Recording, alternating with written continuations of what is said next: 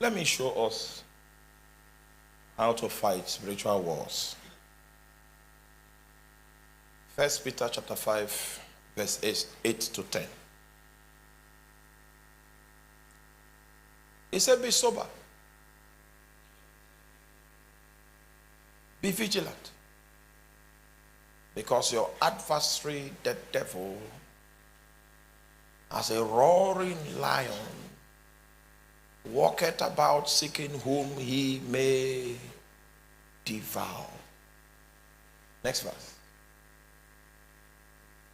So Paul is teaching us how to deal with him. The first thing that Paul speaks about here is what we call persistent resistance in the faith. So the first way of spiritual warfare is persistence or persistent resistance in the faith. The reason why it needs to be persistent is because Satan will not back out at your first charge. He will never back out just because you shouted. He will back out when he sees that you are interested in this battle in such a way that you are not willing to back out. So he will now say, all right, let's postpone this.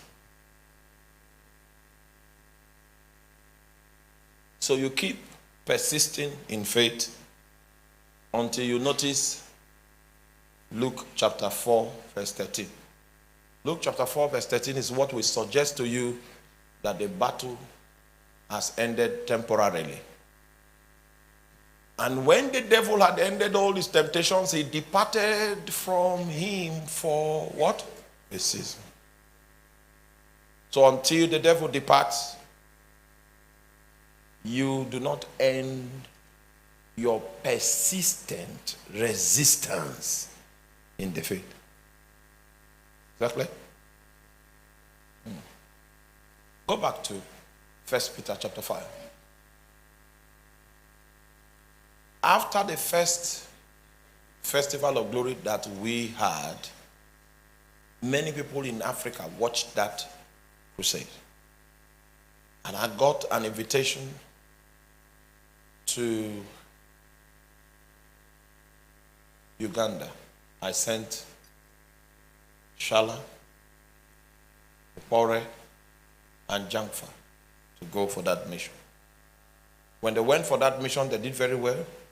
Another door of ministry opened to them, not to me now, but to them, to go to Rwanda the next year. They went to Rwanda. When they got to Rwanda, Ukpore saw a spirit, an evil spirit in the realm, and he resisted. And he went to sleep in the night. The spirit came and choked him. And he couldn't say Jesus. Now, when you watch wrestling, stay with, don't laugh. During a wrestling fight, have you ever seen that an opponent won a fight just because he gave one blow? So what makes you think that after that one blow, the fight has ended, so you went to sleep? The devil is more active when men are less active. That's why the devil chose the night. That's the most vulnerable period for men, but the most active period for spirits. If you want to be a warrior, then you will pay the price to be awake when men sleep. Huh? That's when spirits are active. From 12 to 2, they are most active. Most witchcraft meetings that are held from 12 to 2 because spirits are active. Any decision you make, you can release it to demons through incantation. They will take it and prosecute it. And you can come by 5 a.m., 6 a.m. when the day is breaking, and you will see that what the demons transmitted actually got home. So if you are under attack, expect a call from the person fighting you 6 a.m.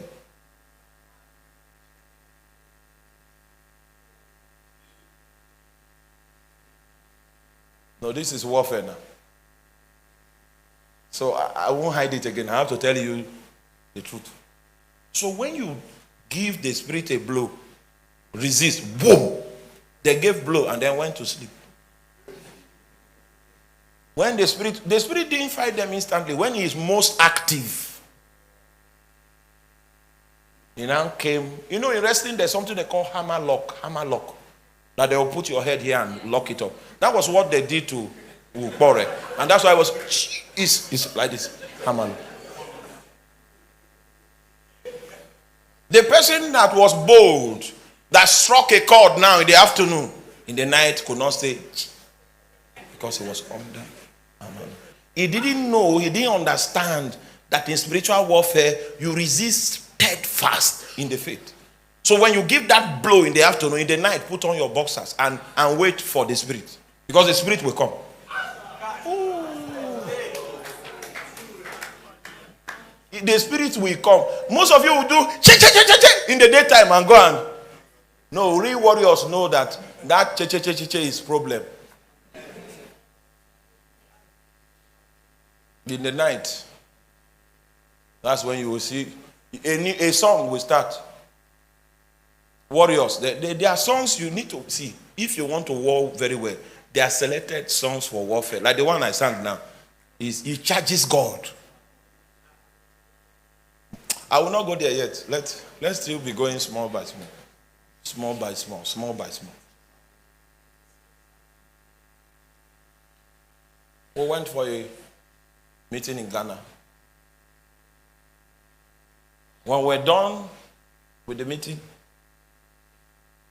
our friends came together. They had elaborate plans on how we will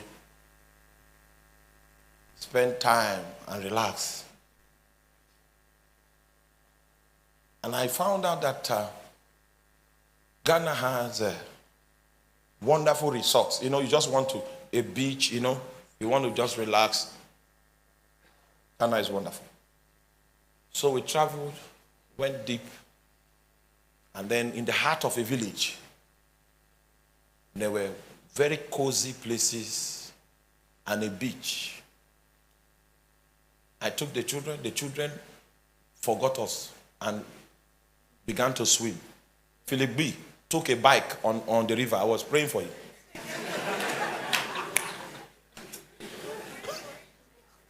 Everyone was active. But you know what? By 1 o'clock, that fire came here.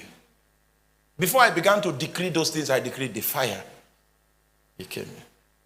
Anytime that fire comes, it means God has given me authority to speak something. So I now told God, I said, there's no war here. Everybody is running around, you know. The place is not for war. We have finished the fight. The fire. From 1 o'clock, I went to sleep. I woke up. By 4, the fire had intensified. By 6, it had intensified. So I now say, okay, since you want to kill something, I'm walking on the beach. If you see the thing, show me.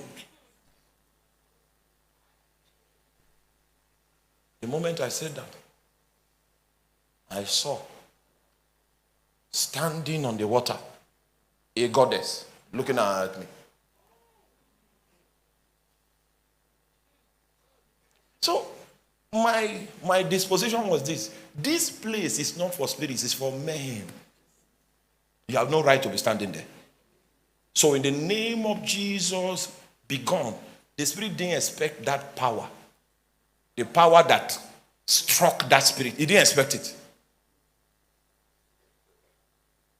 This prayer I prayed was 6 o'clock. By, was it 7 or 8? I gathered the whole team, all the swimming people, then Philip B. I gathered everybody and said, there's war. We now prayed till 10 o'clock, thereabout. I'm not very sure of the time, but it's something like that. So there was a release. We went to the room. At least I can tell you about our own room. Me and my wife. And she went to sleep. And I know that it's not time to sleep.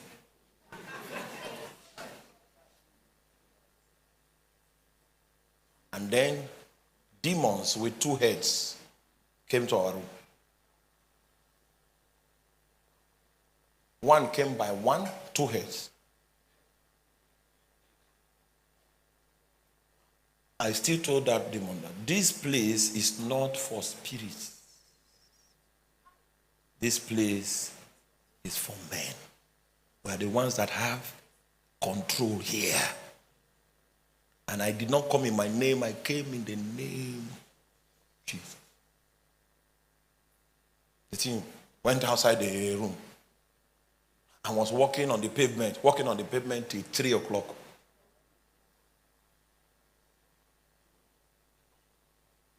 Meanwhile, on the bed, my wife will be doing as if she's having a bad dream. I will touch her. From 1 till 3, she was doing as if she was having a bad dream. But I know what was happening. In the morning, all the team members that came to that place, I gathered us together. Everybody. So, what did you see after the prayer? Because you need to get feedback. Because when battles take place, God gives visibility. He gives us the opportunity to see what is happening. It's part of his responsibility because he's the one that teaches your hands to fight and your fingers to war. So he will give you a clue as to what was going on. One of the demands God has placed upon us as a believer is that we begin to live a life of prayer every day of our life in order that we may be able to understand his will and purposes for our life. Today's video will be effective in your life when you go back and take personal decisions on the subject matter that is prayer. Carve out time so that you begin to engage God on your personal altar, trusting God that God will begin to show forth his strength in every aspect of your life. Thank you for staying to the end of this video. If you are new to our channel, don't forget to like, to share, and also to subscribe to our channel. Thank you and God bless.